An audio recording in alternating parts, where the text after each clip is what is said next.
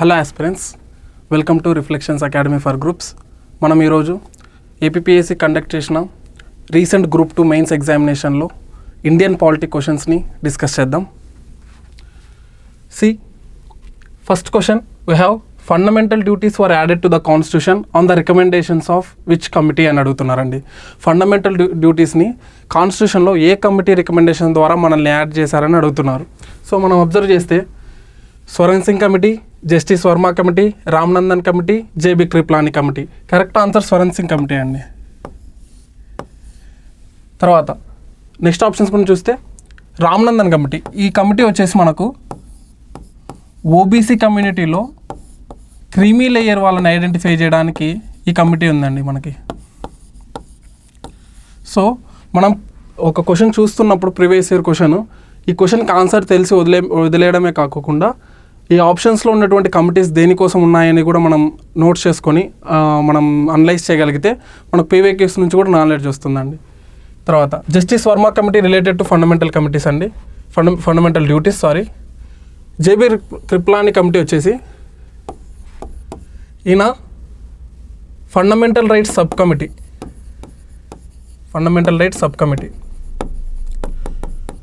During framing of కాన్స్టిట్యూషన్ని మనం frame చేసుకునే టైంలో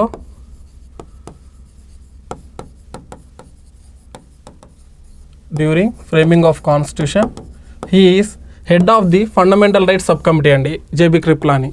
ఓకేనా? సో ఇలా మనం వేరియస్ కమిటీస్, ఆప్షన్లో ఉండే కమిటీస్ని కూడా ఎందుకు ఆ కమిటీస్ ఉన్నాయని కూడా మనం తెలుసుకోవాలి. Next question, the term secular was added to the preamble of the constitution by which of the following amendments acts అని అడుగుతున్నారండి. Which of the following amendment acts మనం అబ్జర్వ్ చేస్తే 44th, 42nd, 45th, 43rd నాలుగు constitution amendment acts మనకి ఇచ్చారు ఆప్షన్స్లో. So the term secular అని ప్రియాంబుల్లోకి ఎప్పుడు యాడ్ చేశారంటే 42nd కాన్స్టిట్యూషన్ అమెండ్మెంట్ యాక్ట్ 1976లో యాడ్ చేశారు. 1976లో బిఫోర్ ఈ సెక్యులర్ అనే వర్డ్ యాడ్ చేయకముందు మనకు ప్రియాంబుల్లో మనకేముండేదంటే సావరిన్ డెమోక్రటిక్ రిపబ్లిక్ ఉండేదండి. సావరిన్ డెమోక్రటిక్ రిపబ్లిక్ అని బిఫోర్ ఈ సెక్యులర్ అనే వర్డ్ ప్రియాంబుల్లోకి యాడ్ చేయకముందు మనకు ప్రియాంబుల్లో ఇలా ఉండేది సెంటెన్స్. ప్రజెంట్ ఇప్పుడు ఎలా ఉందంటే sovereign socialist secular democratic republic. ఇప్పుడు మన ప్రియాంబుల్లో ఇలా ఉంటుందండి. ఇది after 1976 constitution 42nd constitutional amendment act తర్వాత మనకు ఇలా కనిపిస్తుందండి ప్రియాంబుల్లో. బిఫోర్ దట్ మనకి ఈ ఫ్రేజ్ ఉండేది, సావరిన్ డెమోక్రటిక్ రిపబ్లిక్ ఉండేది. ఓకేనా? నెక్స్ట్ ఈ ఆప్షన్స్లో మనకు మిగతా అమెండ్మెంట్ యాక్ట్స్ చూస్తే 44th అండి, ఇది మనకు 1978లో వచ్చింది. So 44th constitutional amendment act మేజర్గా 42nd అమెండ్మెంట్ ఏదైతే కాన్స్టిట్యూషన్కి చేంజెస్ తీసుకొచ్చిందో దాన్ని మొత్తం అండూ చేయడానికి ఈ అమెండ్మెంట్ తీసుకొచ్చారండి 44th. మేజర్గా ఏదన్నా ఇంపార్టెంట్ ఉందంటే రైట్ టు ప్రాపర్టీ అండి. 44th అమెండ్మెంట్ ద్వారా ఈ రైట్ టు ప్రాపర్టీ మనకు ఫండమెంటల్ రైట్ అయితే దీన్ని తీసుకెళ్ళి ఆర్టికల్ 300A క్రియేట్ చేసి లీగల్ రైట్ స్టేటస్ ఇచ్చారండి రైట్ టు ప్రాపర్టీకి.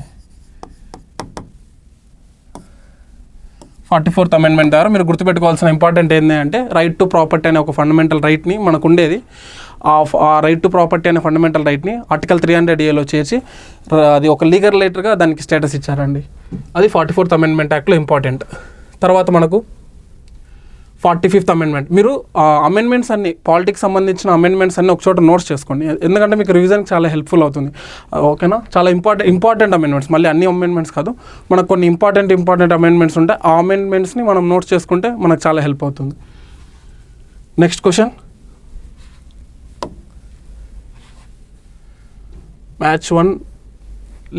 లిస్ట్ 1 ఒకటి లిస్ట్ 2 మనం మ్యాచ్ చేయాలండి. ఏమున్నాయండి మనకు? బారోడ్ ఫ్యూచర్, మనం ఎక్కడెక్కడి నుంచి బారో చేసుకున్నాం, ఏమేమి ఎక్కడి నుంచి బారో చేసుకున్నాం అనే క్వశ్చన్ అడిగారండి. ఫస్ట్ క్వశ్చన్, ఎమర్జెన్సీ ప్రొవిజన్స్ మనం ఎక్కడి నుంచి బారో చేసుకున్నామండి? ఎమర్జెన్సీ ప్రొవిజన్ వచ్చేసి మనకు గవర్నమెంట్ ఆఫ్ ఇండియా యాక్ట్ 1935 అండి. Suspension of fundamental rights during emergency వచ్చేసి జర్మన్ కాన్స్టిట్యూషన్ నుంచి. తర్వాత కాన్సెప్ట్ ఆఫ్ కాంక్రీట్ లిస్ట్ వచ్చేసి ఆస్ట్రేలియా నుంచి. సింగిల్ సిటిజన్షిప్ వచ్చేసి యునైటెడ్ కింగ్డమ్ నుంచి. ఇంకా చాలా ఉన్నాయండి. డిపిఎస్పి వచ్చేసి ఐర్లాండ్. తో అలా మనం ఎక్కడెక్కడ నుంచి ఏ కాన్స్టిట్యూషన్స్ నుంచి మనం ఏవేవి బారో చేసుకున్నాం అనేది కూడా మీరు ఒక దగ్గర నోట్స్ చేసుకోండి, మీకు హెల్ప్ అవుతుంది. అండ్ మనకి ఏదైతే suspension of fundamental right during emergency ఉందో ఇందులో ఎప్పటికీ ఆర్టికల్ 20 and 21 ఎమర్జెన్సీ టైంలో కూడా ఈ article 20 and right to life, article 20 and article 21 suspend అవ్వండి. కెనాట్ బి సస్పెండెడ్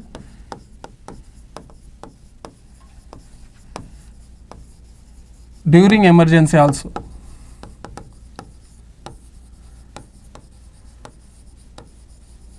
ఏవండి ఆర్టికల్స్ 20 and 21. నెక్స్ట్ ఐర్లాండ్ నుంచి మనం డిపిఎస్పిని బారో చేసుకున్నాం. డిపిఎస్పి మనం ఐర్లాండ్ కాన్స్టిట్యూషన్ నుంచి బారో చేసుకున్నాం. ఇంకా చాలా ఉన్నాయి. సో మనం ఏ కాన్స్టిట్యూషన్ నుంచి, ఏ ఫారిన్ కంట్రీ కాన్స్టిట్యూషన్ నుంచి ఏ బారో చేసుకున్నామో మనం నోట్స్ చేసుకోవాలండి. తర్వాత సింగిల్ సిటిజన్షిప్ మనం యునైటెడ్ కింగ్డమ్ నుంచి మనం బారో చేసుకున్నాం. అదే అమెరికాలో యూఎస్ఏలో అయితే డ్యూయల్ సిటిజన్షిప్ ఉంటుంది. Next question,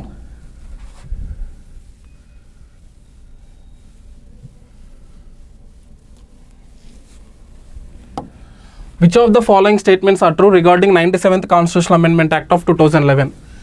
97th Constitutional Amendment Act అండి.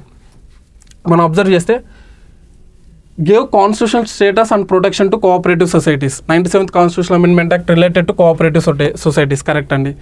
Made the right to form cooperative societies as a fundamental right under Article 19. Correct అండి. It added new Part 9, Part 10B. తప్పండి, ఇది Part 9B actually. Part 9B. And ఈ పార్ట్లో మనకు Part 9, 9A, 9B 3 ఉంటాయండి. Part 9 వచ్చేసి మనకు పంచాయత్స్ గురించి. Part 9A వచ్చేసి మనకు మున్సిపాలిటీస్ గురించి. Part 9B వచ్చేసి మనకు cooperative societies.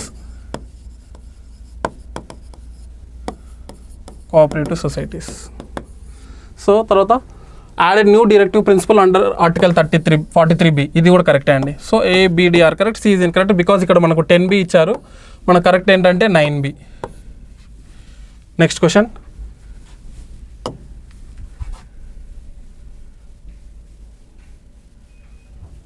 Which articles of Indian constitution described as the heart and soul of constitution by doctor BR Ambedkar? Heart and soul అండి. మనకు గుర్తుకు రావాల్సిన ఆర్టికల్ ఏదంటే ఆర్టికల్ 32. ఎందుకంటే ఈ ఆర్టికల్ మనకి ఏం చెప్తుందంటే రైట్ టు కాన్స్టిట్యూషనల్ రెమెడీస్ అండి. Constitutional remedies, right to constitutional remedies.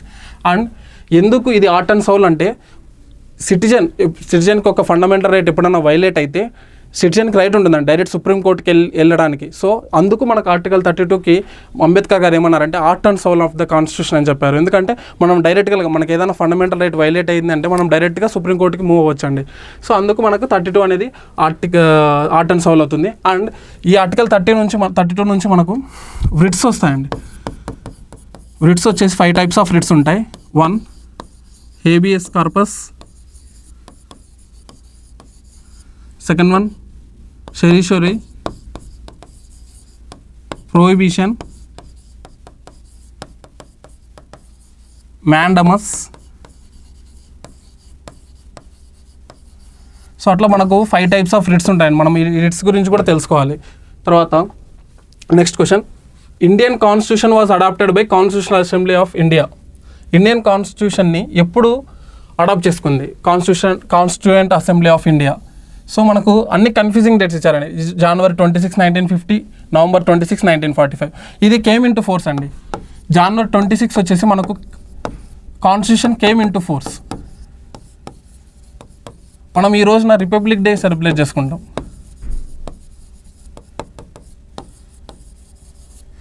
ఇది కాన్స్టిట్యూషనల్ డే అండి, కాన్స్టిట్యూషన్ డే, సంవిధాన్ దివస్ అని ఉంటుంది, కాన్స్టిట్యూషన్ డే ఇది మనకి.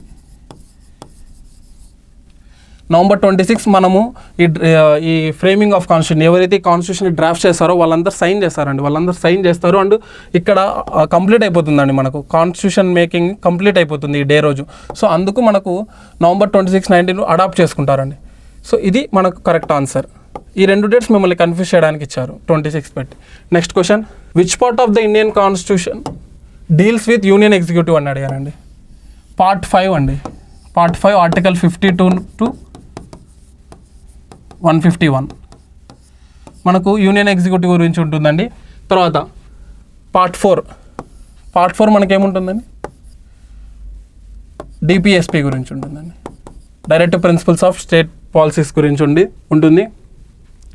పార్ట్ 7 వచ్చేసి రిపీల్ అయిపోయిందండి. ఇది మనకు పార్ట్ 7లో ఫస్ట్ షెడ్యూల్లో ఉన్నటువంటి స్టేట్స్ వీటి గురించి మాట్లాడుతుందండి. బి స్టేట్స్ అనే వాటి గురించి మనకు పార్ట్ 7 మాట్లాడుతుంది. తర్వాత సో మీరు కాన్స్టిట్యూషన్లో నుంచి ఫస్ట్ పార్ట్స్ ఏ పార్ట్స్ అని సపరేట్ చేసుకున్న తర్వాత ఇంపార్టెంట్ అమెండ్మెంట్స్ కలెక్ట్ చేసుకోండి. పార్ట్స్, షెడ్యూల్స్, ఏ షెడ్యూల్లో దేని గురించి ఉంటుంది, పార్ట్స్, షెడ్యూల్స్, అమెండ్మెంట్స్, ఇలా మీరు సపరేట్గా ఫస్ట్ ఈ ఆర్టికల్స్, ఏ ఆర్టికల్ నుంచి ఏ article part 1, part 2, part 3, part 4, fundamental rights ఏ ఆర్టికల్ నుంచి స్టార్ట్ అయ్యే ఆర్టికల్ ఎండ్ అవుతాయి. తర్వాత డిపిఎస్పి. సో ఇలా మనం first major overview of the constitution మీరు చూసారంటే మీకు కొంచెం క్లారిటీ వస్తుందండి ఫస్ట్. తర్వాత ఇన్డెప్త్గా మీరు వెళ్ళాలి. Next question, how many schedules were there in the original Indian constitution? Original Indian కాన్స్టిట్యూషన్లో ఎన్ని షెడ్యూల్స్ ఉన్నాయని అడుగుతున్నారండి. ఒరిజినల్గా మనకు 8 షెడ్యూల్స్ ఉన్నాయండి, 395 ఆర్టికల్స్. ఒరిజినల్ కాన్స్టిట్యూషన్లో మనకు ఉన్నటువంటి ఆర్టికల్స్ వచ్చేసి 395, 8 షెడ్యూల్స్, 22 పార్ట్స్. ఈ 8 షెడ్యూల్స్ కాస్త ఇప్పుడు 12 షెడ్యూల్స్ అయినాయండి. అందులో మనకు 9th షెడ్యూల్ ల్యాండ్ రిఫార్మ్స్ గురించి అండి, laws related to land reforms. ఎందుకు 9th షెడ్యూల్ క్రియేట్ చేశారంటే జ్యుడిషియల్ రివ్యూ లేకోకుండా చేశారండి. 9th షెడ్యూల్లో మనం ఏదైనా ఒక లా పెడితే దానికి జ్యుడిషియల్ రివ్యూ ఉండకోకుండా చేయడానికి మనకు 9th షెడ్యూల్ అండి. 9th షెడ్యూల్లో compulsory laws related to land reforms అనే ఆర్టికల్స్ మీరు చూస్తారు. తర్వాత 10th షెడ్యూల్ వచ్చేసి యాంటీ డిఫెక్షన్ లా అండి. 10th షెడ్యూల్ వచ్చేసి యాంటీ డిఫెక్షన్ లా. తర్వాత 11th షెడ్యూల్ వచ్చేసి పంచాయత్స్.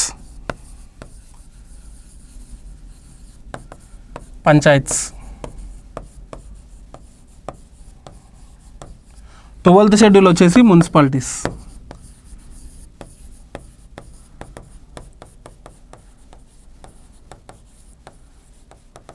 ఇవి మనకి ఇనిషియల్గా ఉండేది 8 షెడ్యూల్స్ అయితే ఇప్పుడు 12 షెడ్యూల్స్ అయ్యాయి. ఈ 12లో 9 షెడ్యూల్స్ వచ్చేసి laws related to land reforms, 10th schedule వచ్చేసి anti defection law, 11th schedule వచ్చేసి పంచాయత్స్, 12th షెడ్యూల్ వచ్చేసి మున్సిపాలిటీస్.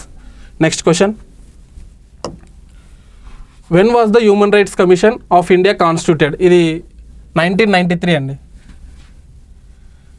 1993. ఇంపార్టెంట్ కమిషన్స్ ఎప్పుడు కాన్స్టిట్యూట్ అయినది అన్ని ఇయర్స్ ఒక చోటు చేసుకోండి. ఇది గ్రూప్ 2 లెవెల్ ఎగ్జామ్ కదండి, కంపల్సరీ మనల్ని ఇయర్స్, ఫ్యాక్ట్స్ ఎక్కువ అడుగుతారండి. ఇయర్స్ అడుగుతారు, చైర్పర్సన్స్ అడుగుతారు. ఫస్ట్ చైర్పర్సన్ ఎవరు, చైర్పర్సన్ అడుగుతారు, అంటే ఫస్ట్ ఎవరు, ప్రజెంట్ ఎవరు. సో కొన్ని కమిటీస్కి ఇలాంటి ఫ్యాక్ట్స్ అడిగే ఛాన్స్ ఎక్కువ ఉంది కాబట్టి మీరు గ్రూప్ 2 ప్రిపేర్ అవుతున్నారు కాబట్టి ఇటువంటివి కూడా నోట్ చేసుకోండి. అంత అనలైటికల్గా గ్రూప్ 2లో అడగరు, జస్ట్ ఇలా ఫ్యాక్ట్స్ ఓరియంటెడ్గా సింగిల్ లైన్ క్వశ్చన్సే ఉంటాయి. సో ఇలాంటి క్వశ్చన్స్ కూడా మనం ఎక్కువ ఇంపార్టెన్స్ ఇవ్వాలి. నెక్స్ట్ క్వశ్చన్, ఇందాక చెప్పా కదండి, name of the first chairperson అడుగుతున్నాడు నేషనల్ కమిషన్కి. అండ్ ఫస్ట్ చైర్పర్సన్ ఎవరు అడుగుతున్నాడు. మనల్ని అడిగిన కమిషన్స్ ఏంటంటే national commission for ST, minorities, SC and BC అడిగారండి. అండ్ వాళ్ళ ఫస్ట్ చైర్పర్సన్స్ యొక్క నేమ్స్ ఇచ్చారు. సో దీనికి మీరు గమనిస్తే నేషనల్ కమిషన్ ఫర్ ఎస్టీకి వచ్చేసి మనకు కున్వర్ సింగ్ అండి, కున్వర్ సింగ్. తర్వాత మైనారిటీస్కి వచ్చేసి justice Mohammad Sardar Ali Khan first chairperson. తర్వాత నేషనల్ కమిషన్ ఫర్ బీసీకి వచ్చేసి ఎస్సీకి వచ్చేసి సూరజ్ బాన్ అండి. తర్వాత నేషనల్ కమిషన్ ఫర్ బీసీ వచ్చేసి జస్టిస్ ఆర్ఎన్ ప్రసాద్. అంటే మీరు ఈ కమిషన్లో ఫర్ ఎగ్జాంపుల్ ఎస్టీ కమిషన్లో ఒక చైర్పర్సన్ హౌ మెనీ మెంబర్ అంటే ఎన్ని మెంబర్స్ బాడీ అనేది కూడా మీరు తెలుసుకోవాలి. చైర్పర్సన్ ఎవరు అనేది కూడా మీరు తెలుసుకోవాలి.